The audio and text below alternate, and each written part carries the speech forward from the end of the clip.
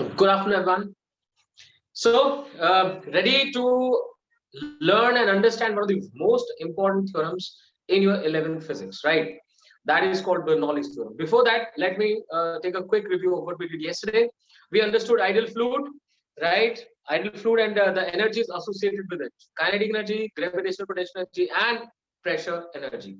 Importantly, हमने याद किया कि अगर kinetic energy पर unit weight लिखा जाए तो उसे बोलते हैं v²/2g यानी velocity head.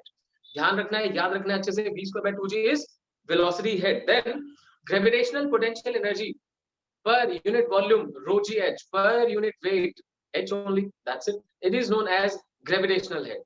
Then pressure energy, pressure के अगेंस्ट वर्क करके आप जो एनर्जी स्टोर करते हैं, यानी एक लिक्विड अपने प्रेशर की वजह से जो वर्क करता है वो उसकी प्रेशर एनर्जी होती है, ठीक है।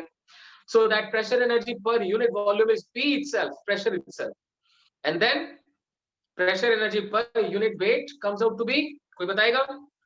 Per unit weight कितना आया था? P by rho G. हाँ जी, P by rho G. हाँ, अच्छे से याद करें। जो हेड से तीन हेड्स हमने डिस्कस किए, velocity head v²/2g, gravitational head h and pressure head P by rho G. ठीक है, इसी तरह पर यूनिट वॉल्यूम अंडरस्टैंड किया। Now we are gonna talk about Bernoulli's theorem. Write down Bernoulli's theorem, BERNOULLI, Bernoulli's theorem. लिखिए लिखिए, शाबाश। अच्छा, आपके पास नोट्स हैं अगर, तो आप नोट्स भी ओपन कर सकते हैं, मैं आपको बता देता हूँ। You can open up page number 19। Page number 19 पे आपके पास बर्नौलीज थ्योरम लिखा होगा, ठीक है। You can open it up. तो अब अंडरस्टैंड करें, बर्नौलीज थ्योरम क्या करती है, एक आइडियल फ्लोइंग फ्लूइड के लिए बेसिकली एनर्जी कंजर्वेशन को डिफाइन करती है। तो लिखिए जरा, it is based upon energy conservation. याद रखिए, Bernoulli's theorem is based upon energy conservation. It is based upon energy conservation such that according to it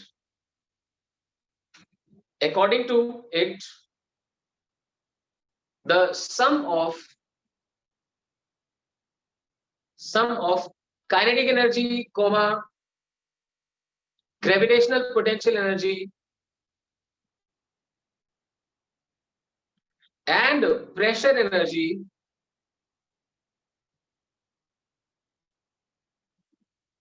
per unit volume सबके लिए है, per unit volume for an ideal fluid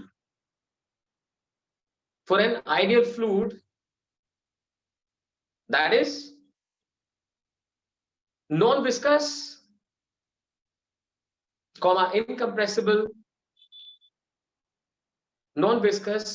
incompressible fluid having steady and irrotational flow,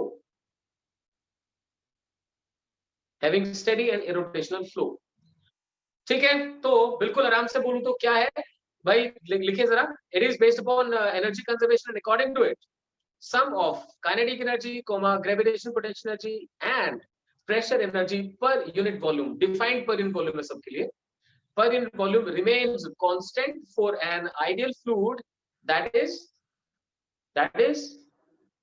fluid या incompressible and non-viscous fluid having steady and irrotational flow.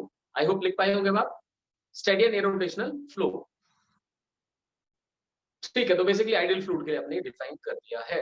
अच्छा, statement को mathematically define करने के लिए क्या लिखें, याद कीजिए, पर यूनिट वॉल्यूम में क्या आता है, kinetic energy per unit volume half rho v square, mass upon volume is density, लिखते जाए, half rho v square plus, अब ग्रेविटेशनल पोटेंशियल एनर्जी mgh होती है, mgh बाय v करना है तो क्या आ जाएगा, रो जी एच, ठीक है ना, रो जी एच प्लस, और साथ में कौन सी एनर्जी है, pressure energy per unit volume, वो तो P ही होती है, so P is equal to constant. तो ध्यान दें, kinetic energy per unit volume gravitational potential energy per unit volume and pressure energy per unit volume का जो सम है दैट रिमेन्स कांस्टेंट। इसी तरह से आप पर यूनिट वेट के लिए भी बोल सकते हैं, यानी हेड्स को भी कांस्टेंट कर सकते हैं, लिख सकते हैं similarly sum of velocity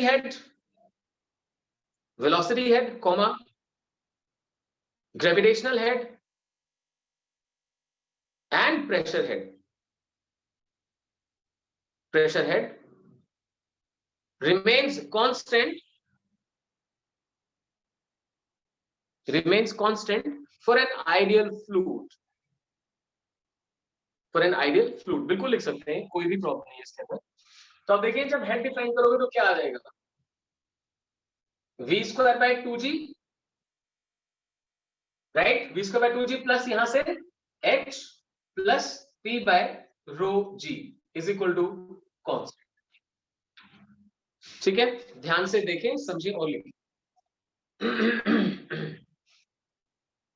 so energies का सम लिखना है बेसिकली। एक बार एनर्जी पर यूनिट वॉल्यूम का लिखा हमने, फिर एनर्जी पर यूनिट वेट का, जैसे कि हम हेड बोलते हैं, तो डिफरेंट हेड्स का सम जो है वो आपने कांस्टेंट डिफाइन कर दिया। क्लियर? चलिए अब बढ़ते हैं आगे इसको प्रूव करने की तरफ। ठीक है, लिखें to prove Bernoulli's theorem, to prove Bernoulli's theorem, and I would like to refer to your book for this. आपके बुक में मैं पेज नंबर बताता हूँ, वहां आप आ सकते हैं। बर्नौलीज थ्योरम में भाई पेज नंबर 255 देख सकते हैं। 255 पे डायग्राम बनाना, हमें एग्जैक्टली यही डायग्राम बनाना है, क्योंकि कुछ स्कूल में टीचर्स इसी डायग्राम को करेक्ट करते हैं, आप कोई और शेप बनाते हैं तो उनको पसंद नहीं आती है, तो कोई बात नहीं, हम सबकी पसंद नापसंद का ध्यान रख लेते हैं।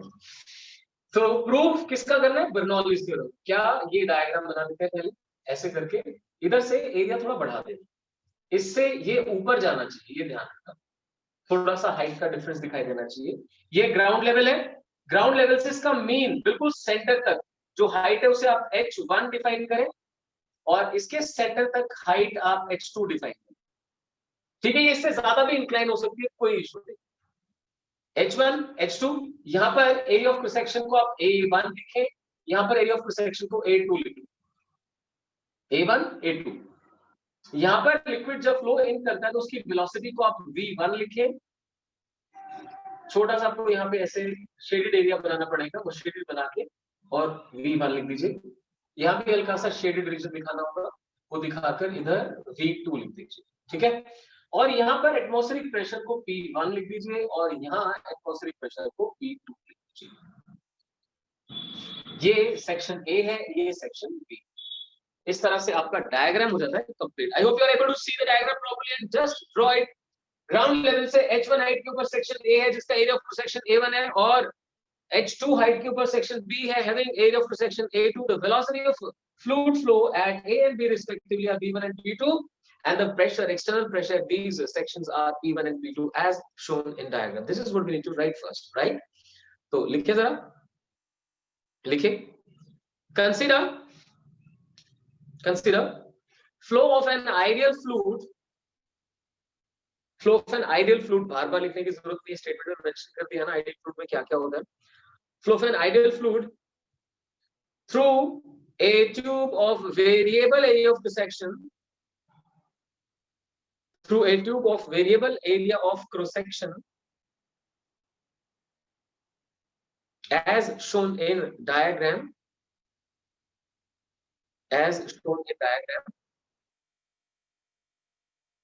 अब लिखिए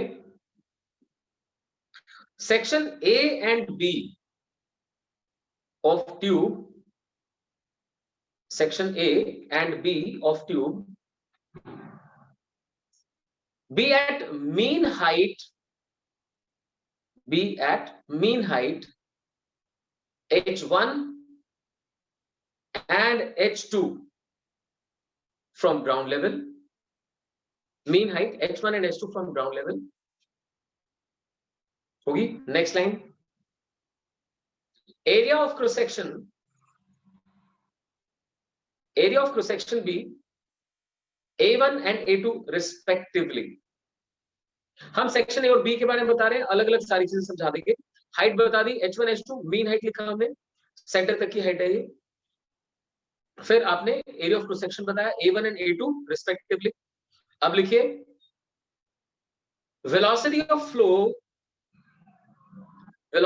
फ्लो भी V1 and V2 respectively, V1 and V2 respectively। अब क्या बचा, प्रेशर के बारे में बताना, लिख दीजिए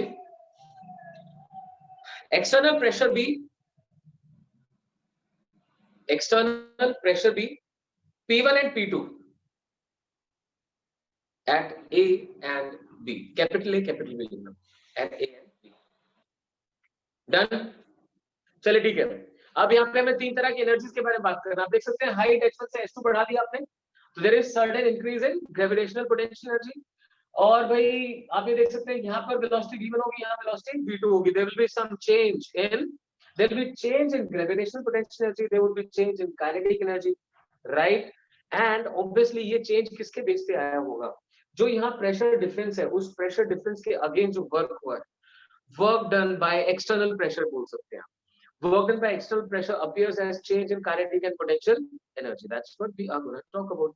Work done by external force क्या करती है, मैकेनिकल एनर्जी को चेंज करती है ना, तो एक्सटर्नल फोर्स का नेट वर्क डन निकाल देंगे, वो equal to change in kinetic and potential energy आ जाएगा। ठीक है, बहुत सिंपल सा कॉन्सेप्ट है, याद कीजिए कि change in kinetic energy is work done by all the forces.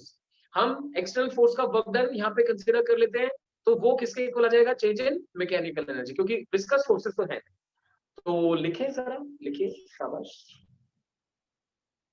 लिखिए the liquid is, fluid use किया है। अगर फ्लूइड वर्ड एक बार लिख दिया तो पूरे में फ्लूइड लिखना, और लिक्विड वर्ड यूज किया तो liquid. The fluid is ideal, hence its density remains constant,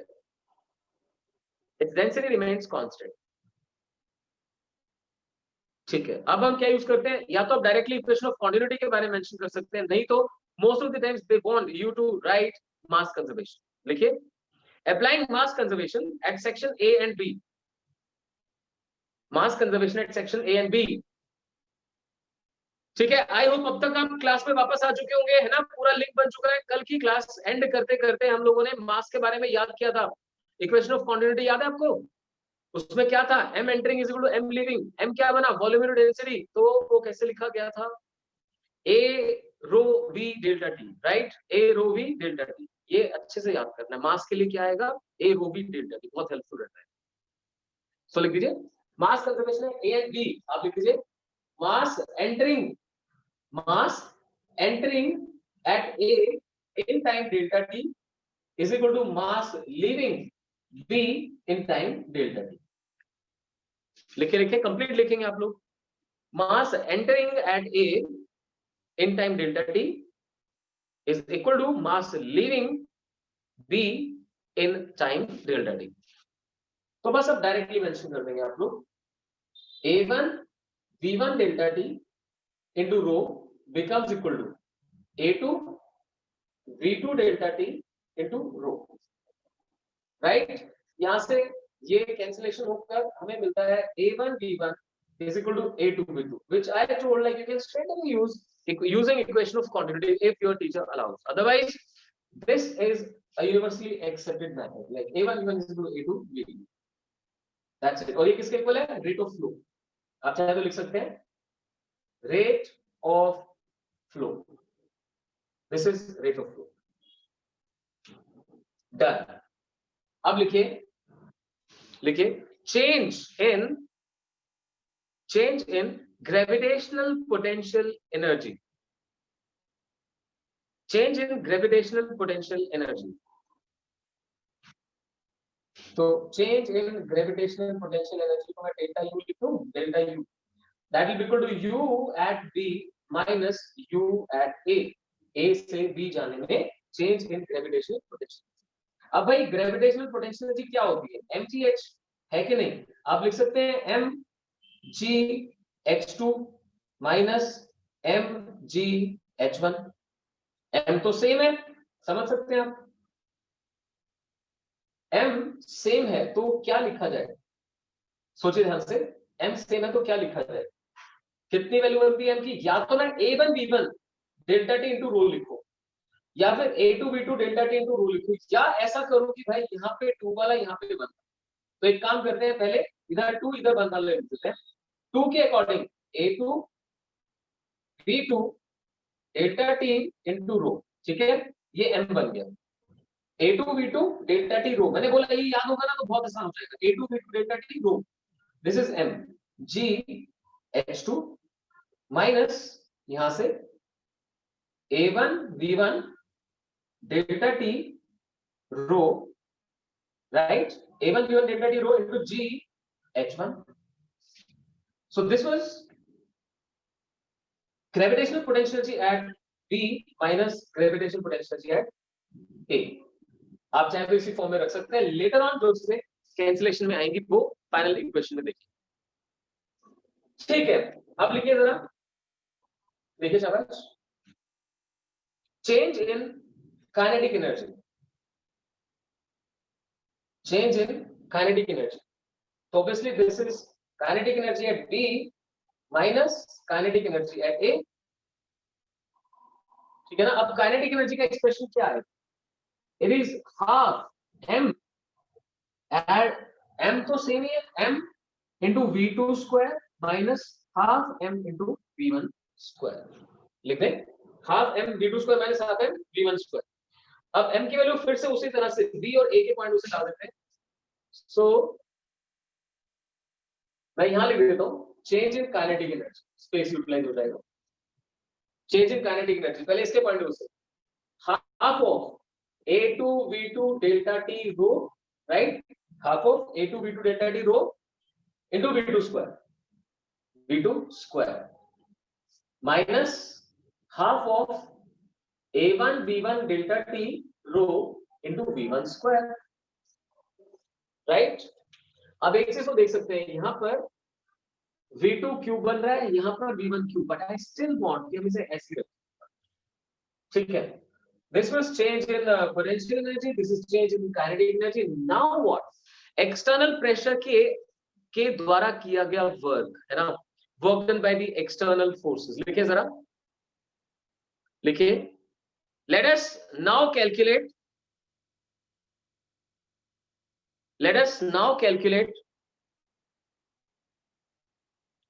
net work done by external pressure।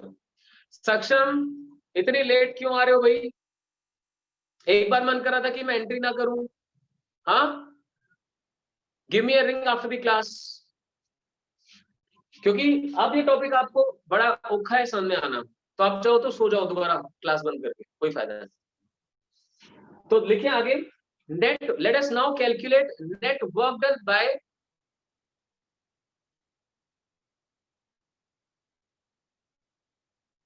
अगर ट्यूशन सेंटर चले गए थे बाई चांस सक्षम, तो वहीं बैठ के क्लास कर लेते, वाईफाई है वहां पे भी, right, try to find a most feasible solution. और वैसे भी मैंने इतनी बार बोल दिया कि ट्यूशन सेंटर में बताऊंगा कब आना है, चलो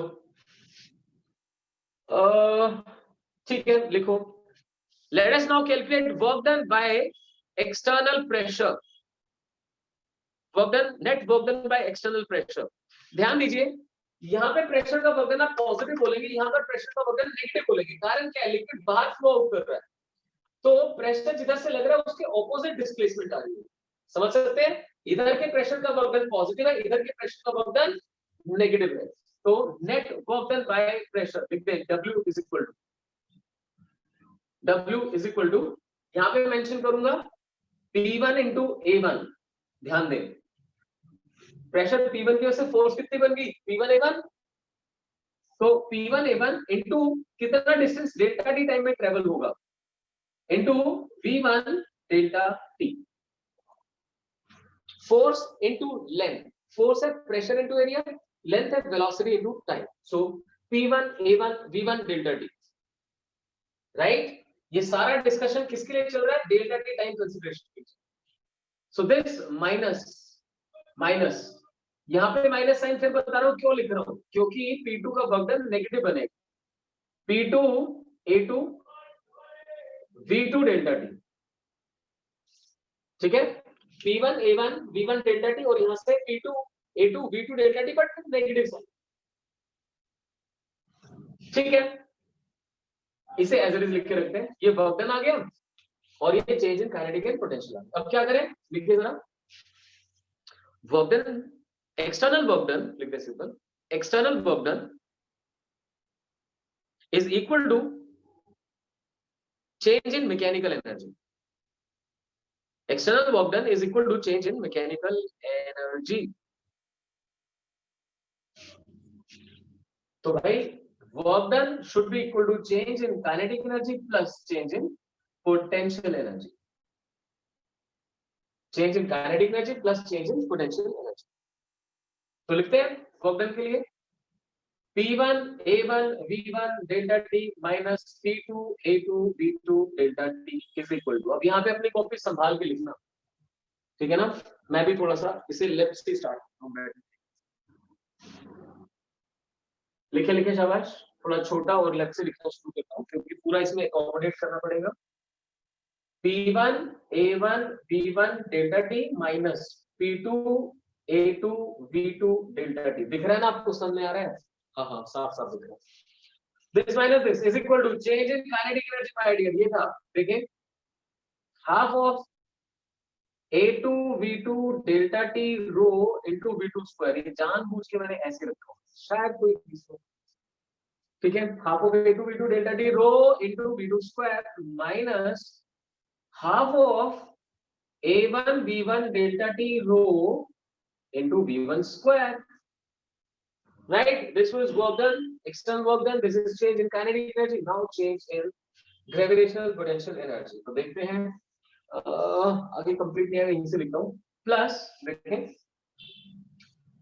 A2 V2 delta T into रो, m आगे A2 V2 delta T rho into GH2 minus A1 V1 delta T rho into GH1। अब फिर पता है क्या होगा, जिन लोगों ने मेरे साथ साथ एम लर्न नहीं किया उनको बड़ी आफत होगी, देख देख के लिखना पड़ेगा बार, और जिसने लर्न कर लिया वो क्विकली, उनको तो याद है, फटाफट लिखते जाएंगे कि भाई एम क्या होता है, ए रो बी डेल्टा टी, देखते जाए, ए रो बी डेल्टा टी या ए बी डेल्टा टी, जिस फॉर्म में लिखना, जिस सीक्वेंस में लिखना लिख सकते हैं, ए रो बी डेल्टा टी, कौन, ए रो बी डेल्टा टी, हेलो ए रो बी डेल्टा टी, तो जैसे मर्जी याद होता है करो यार।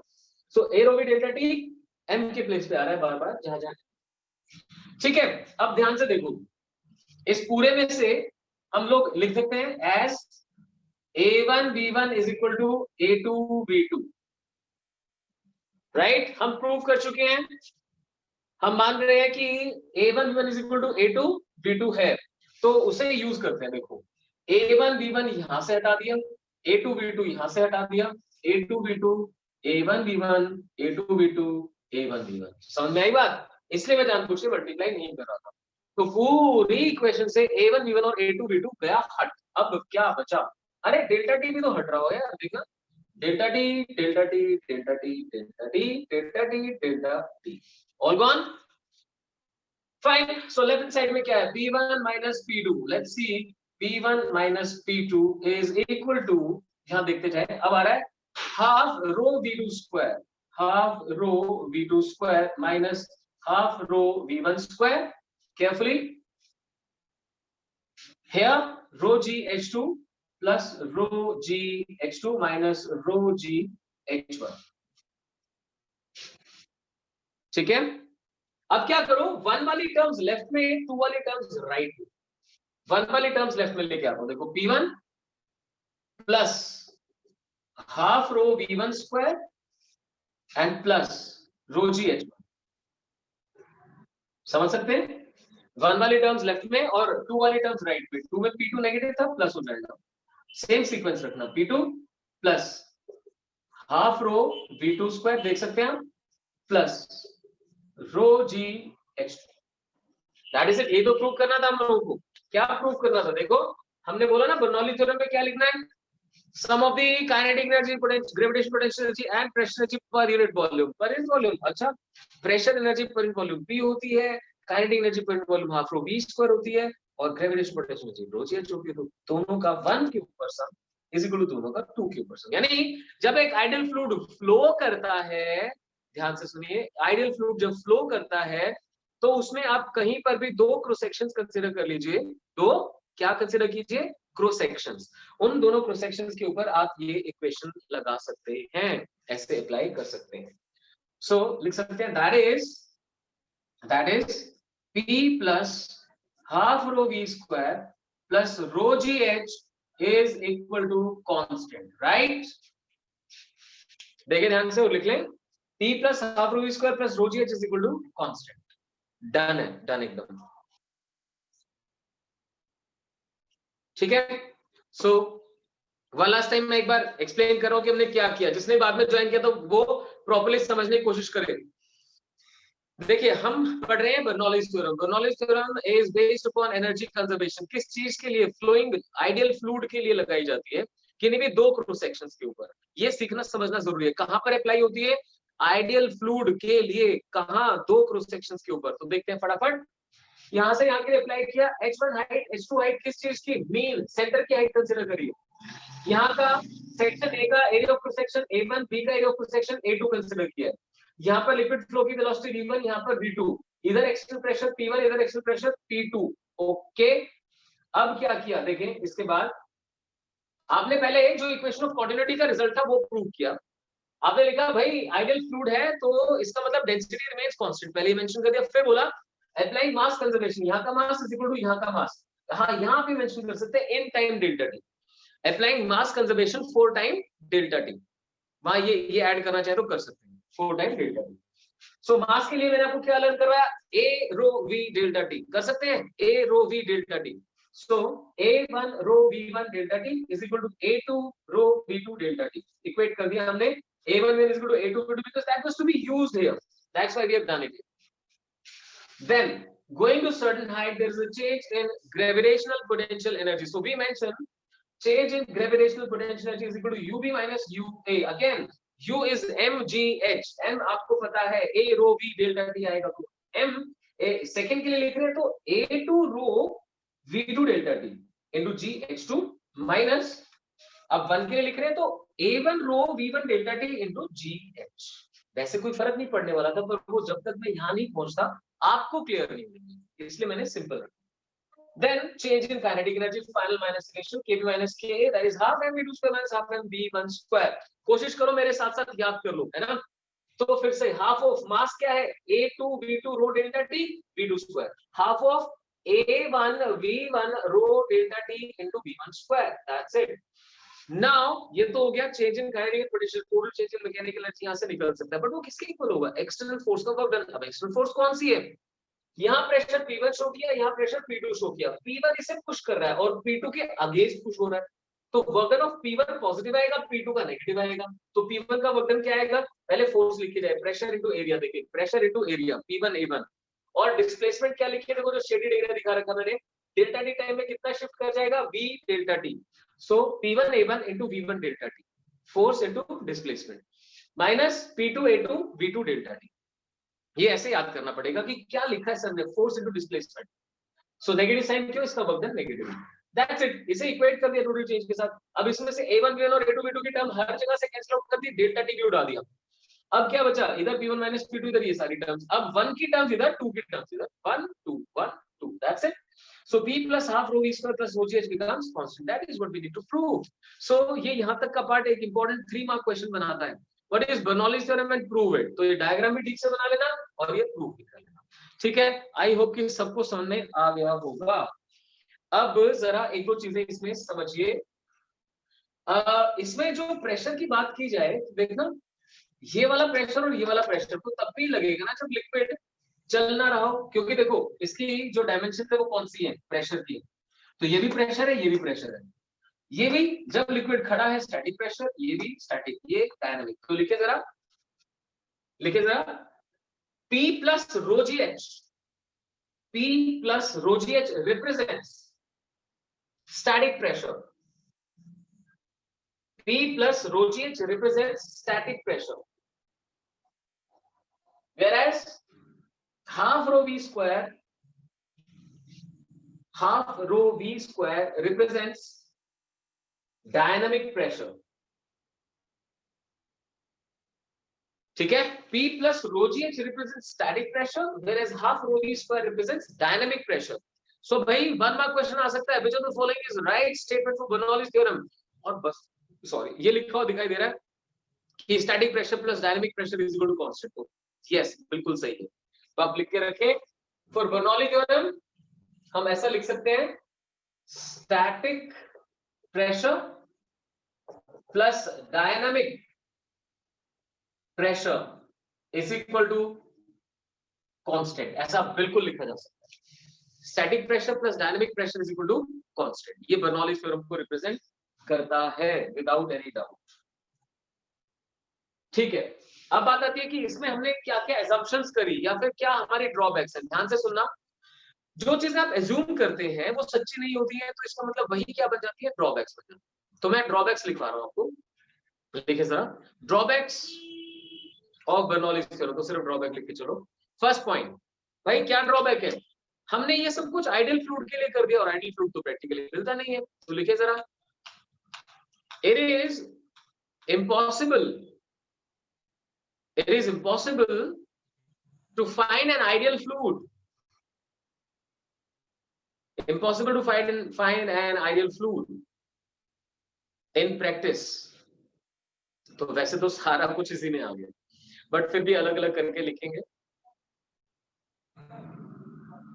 ठीक है, सेकंड पॉइंट डाल दीजिए. we have ignored energy losses. Okay, मैं अटेंडेंस कर रहा हूं, एक बार आप साथ साथ लिखते जाएं. We have ignored energy losses due to viscosity of fluid. Energy losses due to viscosity of fluid. ठीक है, नेक्स्ट लिखें. नेक्स्ट पॉइंट में we have ignored effect of angular momentum during flow of liquid. During flow of liquid, क्योंकि हमने इसे ideal consider कर लिया है तो इसलिए ये सब चीजें चल रही हैं. ठीक है, तो मेजर ये है, मैं एक बार आपको इसमें से रीड करवा देता हूं. देखिए, it is at page number 20 in the notes that are given to you. ये देखिए पूरा सारा लिखा हुआ है, limitations of Bernoulli's equation. Bernoulli's equation ideally applies to non-viscous fluid. In case of viscous fluid, we need to take into account the work done against viscous drag. We assume that there is no loss of energy. ठीक है, it is applicable only to incompressible fluid because it does not take into account the elastic energy. ये point बहुत important है, आप लिखिए जरा इसके साथ साथ लिखिए. We have not considered elastic potential energy. We have not considered elastic potential energy due to compressibility of a fluid. Due to compressibility of a fluid. ठीक है, बस बाकी मैंने लिखवा दिया आपको, सफिशिएंट है, इतना कर लें. तो अगर कोई assumptions पूछने लगे तो आप ये बताएंगे कि we are considering an ideal fluid. That means हम उसका flow steady consider कर रहे हैं, rotational effects consider नहीं कर रहे हैं, हम उसे incompressible consider कर रहे हैं, यानी हम elastic potentiality के बारे में कोई discussion नहीं करने वाले हैं. ठीक है, ये सब चीजें. ठीक है, अब एक दो पॉइंट्स और लिख लीजिए, इसमें मेंशन कीजिए सर. हमने जैसे ये लिख दिया, static pressure plus dynamic pressure is equal to constant. ऐसे ही तीनों हेड्स का सम भी तो कांस्टेंट है ना. हेड्स क्या है, देखिए, P बाय रो जी, कौन सा head, pressure head. V square by 2G velocity head plus H gravitational head is equal to constant. लिख सकते हैं एक बार, as P by rho g plus V square by 2g plus H is equal to constant, यानी तीनों heads का some constant होता है। अब फिर समझना यहां पर बच्चों, अगर हम एक हॉरिजॉन्टल ट्यूब कंसीडर कर लें, यानी लिक्विड जो है वो एक ही हॉरिजॉन्टल लेवल पे फ्लो कर रहा है, तो कहीं पर भी H चेंज नहीं करेगा, दैट मींस वहां पर ग्रेविटेशनल हेड फिक्स हो जाएगा। सो इन दैट केस हमें सिर्फ दो हेड्स को कंसीडर करना होगा, pressure head and velocity head. जहां प्रेशर हेड बढ़ जाएगा वहां वेलोसिटी हेड कम हो जाएगा, राइट? और जहां वेलोसिटी हेड बढ़ जाएगा वहां प्रेशर हेड कम हो जाएगा। तो लिखिए जरा, in case liquid flows या fluid flows लिख दीजिए, in case fluid flows in a horizontal tube, in a horizontal tube having same mean height, having same mean height, we can consider that। अब आपको पता है इसके मैक्सिमम क्वेश्चंस आप इसी के बेस पे एक्सप्लेन कर रहे होते हैं। We can consider that sum of pressure head and velocity head remains constant. अच्छे से याद करो मेरे साथ साथ, हाइट रिमेन सेम कर दिया ना तो ग्रेविटेशनल हेड हट गया, यानी sum of pressure head and velocity head remains constant, pressure head and velocity head remains constant. ठीक है, अब इसका एक बहुत ही बढ़िया सा एग्जांपल देता हूं आपको। कहते हैं ना कच्चे घर की छत उड़ जाती है जब तेज हवा चलती है बाहर, है ना? एक स्टॉर्म आने पर जो कच्चा हाउस होता है उसकी छत उड़ जाती है। ध्यान से सुनना, ये मान लो छत है कच्चा हाउस की, इसके अंदर तो हवा नहीं चल रही, बाहर चल रही है, तो अंदर तो वेलोसिटी हेड कम है और बाहर वेलोसिटी हेड ज्यादा है, और दोनों की हाइट को आप सेम मान सकते हैं, कोई खास फर्क नहीं है। सो H को हटा दे तो भाई यहाँ वेलोसिटी हेड कम या प्रेशर हेड, यहाँ वेलोसिटी हेड ज्यादा, तो जहां वेलोसिटी हेड ज्यादा है वहां प्रेशर हेड कम होगा और यहाँ पर प्रेशर हेड ज्यादा होगा। अंदर से ज्यादा प्रेशर लगता है इसीलिए वो छत उड़ जाती है। Got that? तो लिखे जरा, समझे इसे, लिखे। Applications of Bernoulli's theorem, applications of Bernoulli's theorem. Number 1, roof of kacha house, roof of kacha house flies away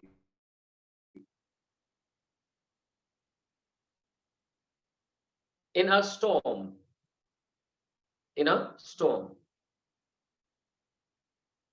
explanation में लिख दीजिए,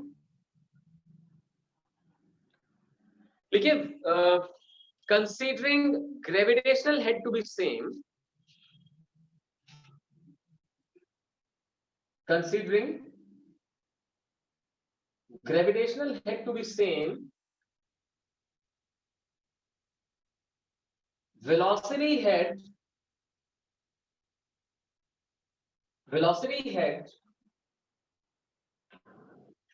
above the roof is much greater, velocity head above the roof is much greater than below it, and hence pressure head below becomes much greater than above, hence pressure head below becomes much greater than above। तो ऊपर की बजाय अंदर से जो pressure पड़ रहा है वो बहुत ज्यादा हो जाता है, becomes much greater। बस ये एक्सप्लेनेशन हो गया, इससे ये क्या हो जाती है, ब्लोन ऑफ हो जाती है, उड़ जाती है यहाँ से।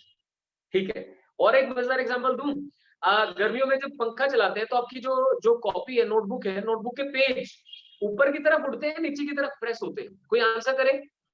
एकदम से जब फैन तेज चलाते हैं तो जो पेज है वो ऐसे ऊपर की तरफ उड़ने लगते हैं क्या? यस और नो? प्रेस होते हैं सर। हाँ, exactly. Now just try and explain that.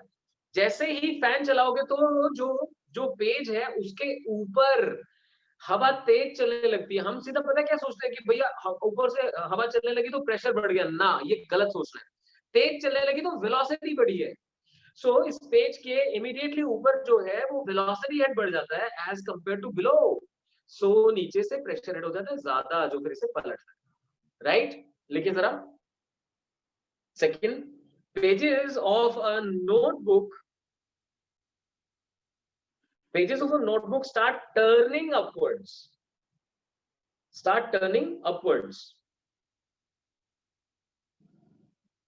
when a fan is, when fan blows air, when fan blows air। ठीक है, फिर से एक लाइन फटाफट लिखेंगे जिससे आपको चीजें याद हो जाएंगी। मेंशन करें, velocity head above becomes much greater than below the page, velocity head above becomes much greater than below the page, and hence pressure head below becomes much greater than above, pressure head below becomes much greater than above,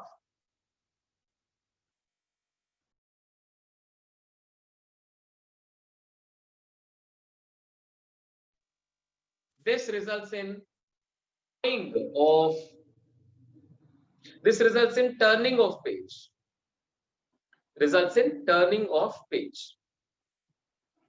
fine है भाई। ठीक है, ये थे छोटे मोटे से example, बहुत ही छोटे मोटे से एग्जांपल। और एक बताऊं आपको, देखो ध्यान से सुनना, अगर दो बोट ऐसे चल रही है पानी में, सुखना लेक गए हो कभी? दो बोट ऐसे चल रही है पानी में, तो वो ना एक दूसरे की तरफ पुल होती है, पुल हो जाती है। क्यों हो जाती है, ध्यान से सुनना। दोनों बोट चलेंगे तो उनके बीच में जो पानी है वो उनसे मोमेंटम गेन करेगा। तो बोट्स के अंदर के पानी की वेलोसिटी ज्यादा होती है बजाय कि उनके बाहर के पानी की। तो अंदर के पानी की वेलोसिटी ज्यादा हो गई तो यहाँ वेलोसिटी हेड ज्यादा हो गया, और बाहर हो गया प्रेशर हेड ज्यादा, जिससे कि बोट एक दूसरे की तरफ खींचने लगती है। ठीक है, ये इसमें गिवन है, वहां से कर लेना। मैं एक और आपसे डिस्कस करूंगा जो शायद आपने एक्सपीरियंस किया होगा। Have you ever travelled through या on train? Have you travelled by a train ever? Yes, no? Yes. Yes. तो कहते हैं कितना सिली क्वेश्चन है। तो जब ट्रेन के प्लेटफॉर्म पे आप कभी खड़े हुए ट्रेन के पास काफी क्लोज, जैसे कोई वैष्णो देवी जा रहा है ना, भरी भरी हुई ट्रेनें आ रही हैं और प्लेटफॉर्म भी भरा पड़ा, पास ऑप्शन ही नहीं है पीछे होने की। तो सोचिए ये ट्रेन का प्लेटफॉर्म है और यहाँ से ट्रेन जा रही है, आप प्लेटफॉर्म पे बिल्कुल इधर खड़े हो, ट्रेन जब आपके पास से गई तो आपको कैसी feeling I? You feel attracted towards the train rather than being thrown away, right? तो तीसरा पॉइंट लिखिए, a person on a platform, a person standing on platform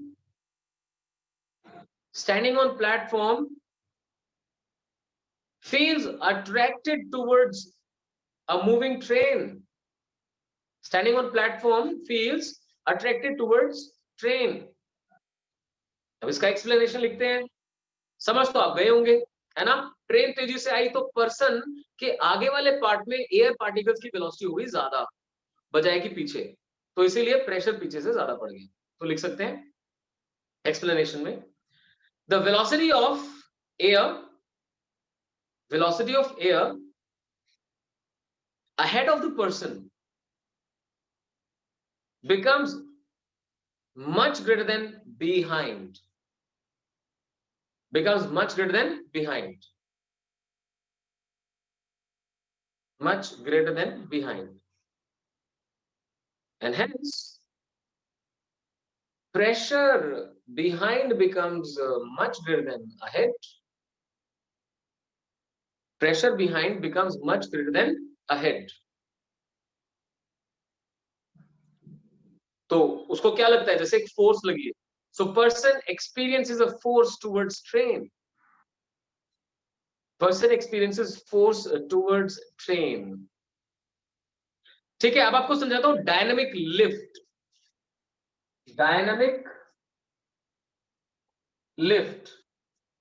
पता है एरोप्लेन के जो विंग्स बनाए जाते हैं वो कुछ इस शेप में बनाए जाते हैं, कुछ ऐसी शेप होती है। ऐसी शेप दिखाई देगी एरोप्लेन के विंग्स की अगर आप साइड से देखोगे तो। होता क्या है, आगे से ऊपर उठे हुए, पीछे से नीचे। अच्छा आप कहेंगे कि सर परमानेंटली ऐसे दिखाई नहीं देती, पर एक काम आपने कभी आपने ट्रेवल किया आपने, if you have travelled in a plane, तो क्या आपने ये ऑब्जर्व किया कि जब प्लेन टेक ऑफ करता है और जब जब वो नीचे आता है, तो उसमें विंग्स के अंदर कुछ चीज ऐसे ऐसे मूव करती है। विंग्स में एक पार्ट होता है मेटल पार्ट, उसे ऊपर या नीचे मूव कर देते हैं। नहीं देखा तो इस बार जब भी आप ट्रेवल करें तो कोशिश करना इसे ऑब्जर्व करने की। Spoiler you can say that. Spoiler का एग्जैक्टली यूज थोड़ा सा डिफरेंट होता है, यहाँ थोड़ा डिफरेंट यूज है। देखिए जैसे ही इधर से एयर आती है, ध्यान देना जरा, ये ऐसे लाइन ड्रॉ करो, ऐसे ड्रॉ करो, थोड़ा सा इससे ऊपर कर चले जाना, थोड़ा सा ऊपर ऐसे ड्रॉ करो, ठीक है। अब ध्यान दे जरा, ये मैं बना रहा हूं सेक्शन ए और ये बना रहा हूं section B, section A and section B. जो यहां से एयर आएगी उस एयर को यहाँ पे तो बहुत सारा क्रॉस सेक्शन मिल रहा था, राइट, लेकिन इधर जाते जाते क्रॉस सेक्शन तो हो गया नैरो। जैसे क्रॉस सेक्शन नैरो होगा, सोचिए a1 v1 is equal to a2 v2, तो यहां जाके वेलोसिटी एकदम से बढ़ जाएगी, समझ सकते हैं। तो विंग के ऊपर वेलोसिटी नीचे के कंपैरिजन में ज्यादा हो गई, एकदम से बढ़ गई। तो जहां वेलोसिटी बढ़ गई वहां प्रेशर कम हो गया, क्योंकि आप मान सकते हैं हाइट ऑलमोस्ट सेम है, कोई फर्क नहीं पड़ता। सो यहाँ पर वेलोसिटी हेड ज्यादा हो गया, तो इधर प्रेशर हेड ज्यादा हो गया, नीचे से प्रेशर पड़ता है और इसको ऊपर की तरफ एक फोर्स एक्सपीरियंस होती है, this is called dynamic lift. Got it? तो लिखिए जरा, डायनामिक लिफ्ट। आप ना जो रेसिंग कार्स है उनकी शेप भी देखेंगे ना, जो अच्छी तेज चलने वाली कार है वो भी कुछ ऐसी होती है। आपकी तरफ से कैसे दिखाऊं, ऐसे ऐसे होती है देखेंगे तो, ठीक है। मतलब ट्रक को देखा, ट्रक एकदम फ्लैट होता है, वरना होंडा सिटी देखिए आगे से इस तरह से होती है। जो जो तेज चलने वाली कार होती है वही होती है, तो एरोडायनामिक स्टेट जो होते हैं, right, that is what I am talking about. So बना लें, डायनामिक लिफ्ट लिखे। Shape of the wings of aeroplane, shape of wings of aeroplane is made aerodynamic, aerodynamic, aerodynamic,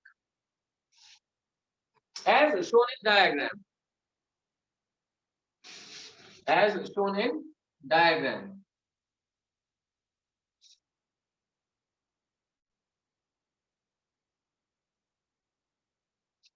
As shown in diagram, मैंने lines क्या draw करी है, पहले air ऐसे आ रही थी, फिर इस छोटे से पार्ट में से पास कर, as shown in diagram, ठीक है, लिख दीजिए। as the area of cross section reduces, as area of cross section reduces, comma, velocity head increases above the wing, velocity head increases above the wing, हो गया। फिर लिख सकते हैं according to Bernoulli's theorem, according to Bernoulli's theorem,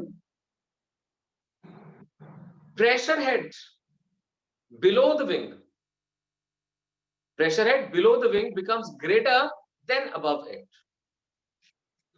pressure head below the wing becomes greater than above it, ठीक है। सो यहां पर प्रेशर ज्यादा हो जाता है बजाय कि ऊपर, सो दैट इज ऑल। तो इसकी वजह से क्या होता है, इसे ऊपर की तरफ एक लिफ्ट मिलती है, दैट इज कॉल्ड डायनामिक। लिखिए, this results in an upward force, this results in an upward force providing dynamic lift, providing dynamic lift, ठीक है। चलिए कूल, आया समझ में आपको, मजा आया समझने में। तो ऐसे ही और भी एग्जांपल्स होते हैं जिनमें चीजें ऊपर। अब स्पॉइलर की बात कर लेते हैं। आप में से कोई एक्सप्लेन करेगा, बोल के बता सकता है कि जो रेसिंग कार्स होती है उनमें उनमें स्पॉइलर लगता है बैक पे, फ्रंट पे नहीं, बैक पे लगता है। वो स्पॉइलर किस लिए लगता है? What is the use of that spoiler? Come on quick, anyone? That's actually to stabilise the car.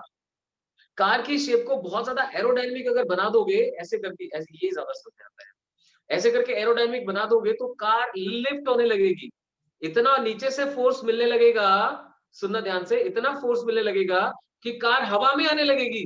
अगर आप में से किसी ने फोर्ड एंड कौन सी थी, फरारी, फोर्ड एंड फरारी देखी है? Ford and Ferrari English movie नहीं, तो उसमें उसका एक डायलॉग आता है, हाँ देखिए, तो उसमें डायलॉग आता है कि there comes a point when everything becomes dark, आपको कुछ समझ नहीं आता है, the car is in air, right? So समझ लीजिए बहुत हाई स्पीड पे जाने के बाद कार जैसे हवा में आ जाती है। अब वो हवा में आती है तो वहां पे स्टेबलाइज करने का काम कौन करता है? स्पॉइलर करता है। ठीक है, तो आपको पता होना चाहिए, लिख लें एक लाइन स्टार मार्क करके, स्पॉइलर, SPOILER, बॉयलर मत लिख देना, spoiler. Spoiler used at rear of car, spoiler used at rear of car stabilizes it at very high speeds। तो वो भी इलेक्ट्रिकली या मैकेनिकली कंट्रोल होता है, ड्राइवर उसकी शेप को ऊपर नीचे कर सकता है, स्पॉइलर को कितना अप डाउन करना है, ऐसे। फाइन, आई होप आपको ये बातें अच्छे से समझ में आ रही है, मजा आया। सो बर्नौली थ्योरम आपकी कवर अप हो गई। बर्नौली थ्योरम की कुछ एप्लीकेशंस मैंने आपको बताई, कुछ एक मैं आपको घर से करने के लिए दे रहा हूँ, सुनना ध्यान से। These are given at page number probably 20, 22, 23. Look at this carefully. Page number 22 and 23. इसमें सबसे पहली एप्लीकेशन एटोमाइजर गिवन है। मेरा मानना है कि आप इसे पढ़ेंगे तो आपको समझ में आ जाएगा।